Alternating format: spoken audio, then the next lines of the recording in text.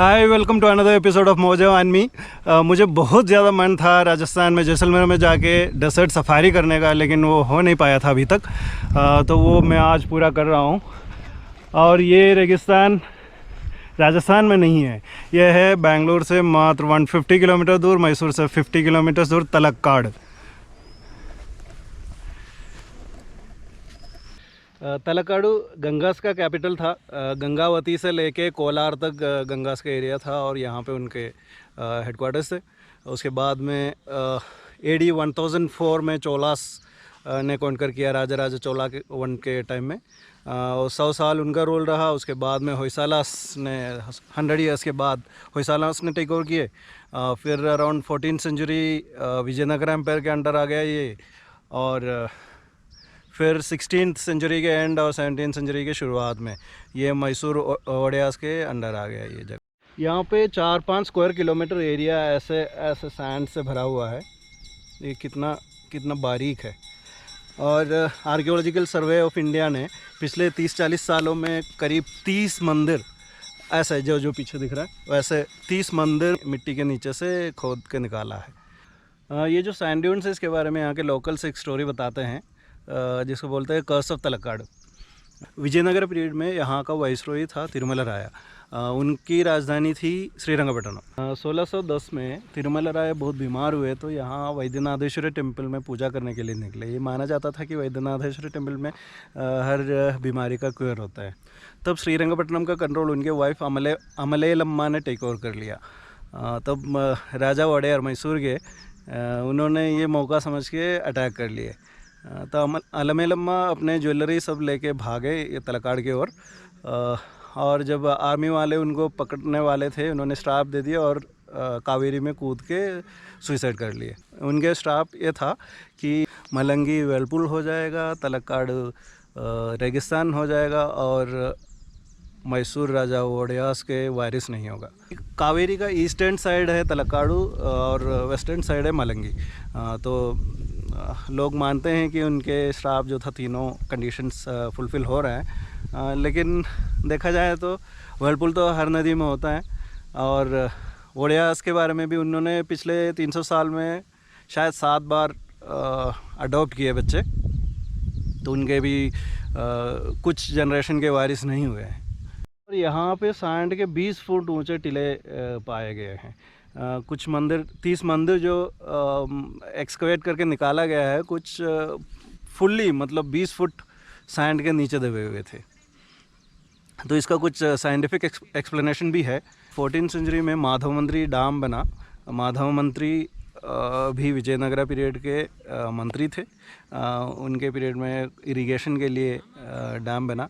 उसी डैम की वजह से यहाँ का वाटर लेवल नीचे हो गया और नदी ने अपना कोर्स बदल दिया। तो करीब 5 किलोमीटर दूर नदी का कोर्स शिफ्ट हुआ है वेस्ट की ओर। तो जितना ईस्ट बैंक और जो एक्चुअल कोर्स था नदी का, वो पूरा एरिया सूख गया और बालू रह गया। और ये है तलक्काड़ के वेस्टर्न साइड में। जब साउथ वेस्टर्ली विंड्स आते हैं मानसून पीरियड में, तो सारे सैंड को उठा के ले आते हैं। और ये भी आर्कियोलॉजिकल एक्सकवेशन से ये भी पता चला कि कुछ मंदिर ऐसे थे कि सैंड से कवर होने से पहले टूटा हुआ था, मींस अर्थक्वेक से गिरे पहले। फिर उसके बाद में कुछ फ्लड वाटर भी आए। फिर ये सैंड धीरे धीरे 300 साल में धीरे धीरे सैंड डिपॉजिट होकर ये मिट्टी के नीचे आ गया। मतलब ये इकोलॉजिकल डिसास्टर है, आधा मैनमेड भी। अगर वो डैम नहीं बना होता तो शायद नदी कोर्स नहीं बदलती और ऐसे सैंड ड्यून्स नहीं बनते। पूरा सिटी मींस गंगास के कैपिटल सिटी 20 फुट सैंड के नीचे दब गया है। जो मंदिर अनर्थ हुए उसमें से मेनली 5 शिवा टेम्पल्स है और एक विष्णु टेम्पल है। जो शिवा टेम्पल्स है वो है वैद्यनाथेश्वरा, मारलेश्वरा, पातालेश्वरा, अर्केश्वरा और मल्लिकार्जुनेश्वरा।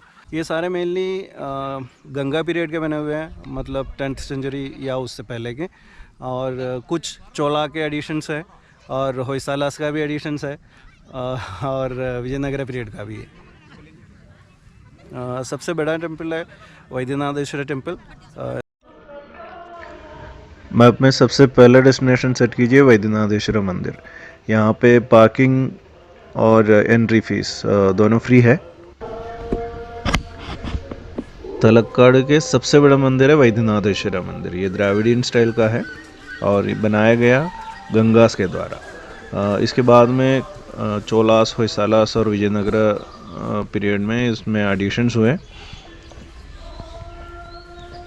सबसे ज़्यादा मंडप या आउटर वॉल या पिलर्स वगैरह बना है विजयनगरा पीरियड के।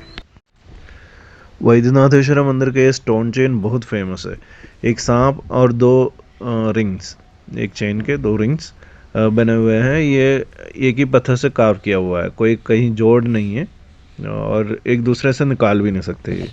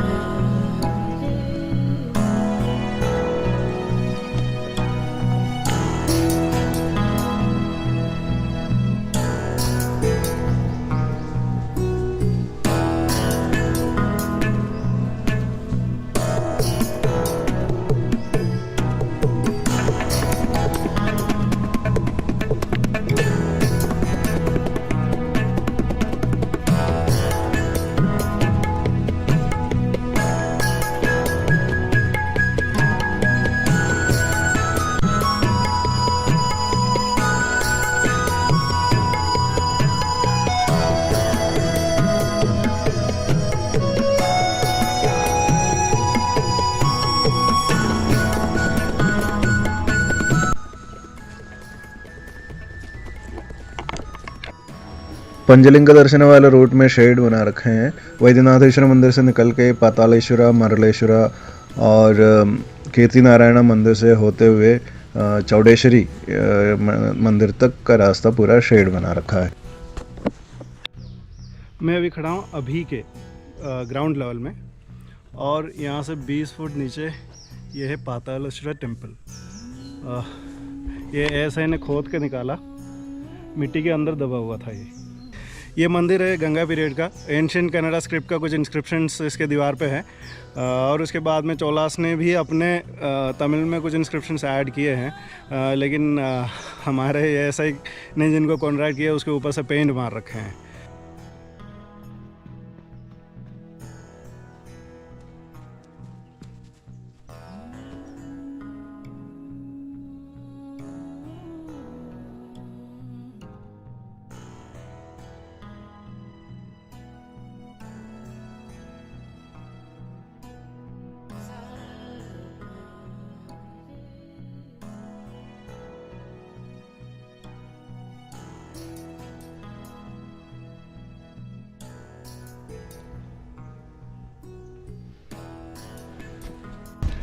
अब ये पीछे दिख रहा है कीर्ति नारायण टेम्पल। यहाँ का एक ही विष्णु टेम्पल है, वो है कीर्ति नारायण। होयसाला पीरियड का बना हुआ है। चोलास को हराने के बाद में पहले ये बना। वेलूर हलेबीडु वाला टेम्पल्स इसके बाद में बना हुआ है।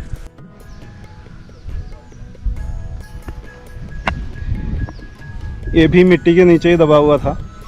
दोनों साइड के मिट्टी का लेवल देके पता चल जाता है।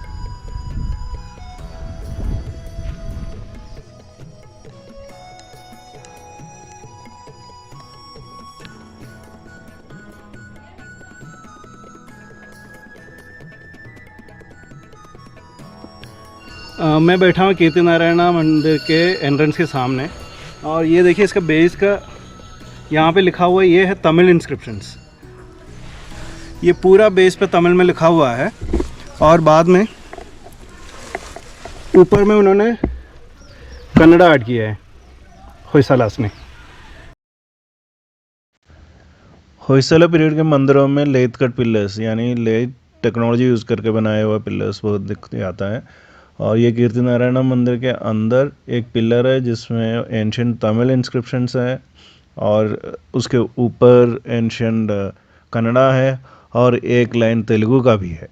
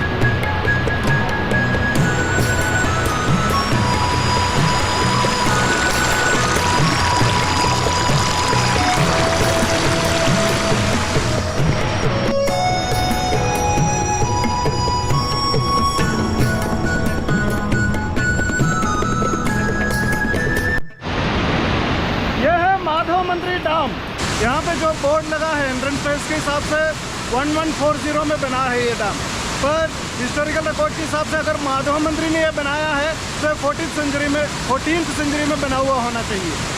तो अब हर जगह से पानी निकलता है और KRS डैम जब खुलता है मांड्या वाला तो ये पूरा एरिया फ्लड हो जाता है। और उस साइड में एक नया डैम बना हुआ है पीछे, ये वही डैम है जिसने तलाकाडू का ज्योग्राफी और हिस्ट्री दोनों बदल दिया।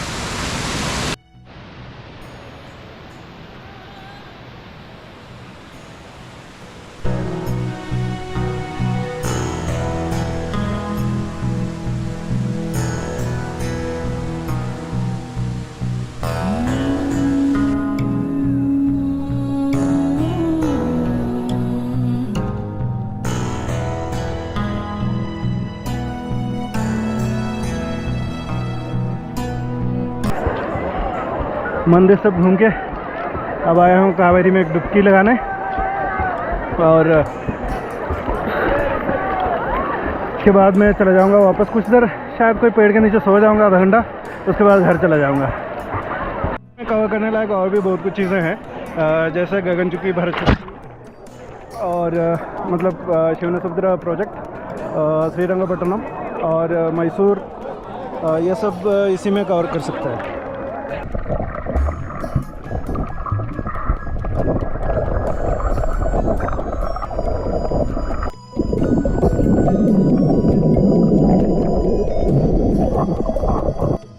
अगर ये एपिसोड अच्छा लगा तो लाइक शेयर सब्सक्राइब सब करके चैनल को डूबने से बचा दीजिए।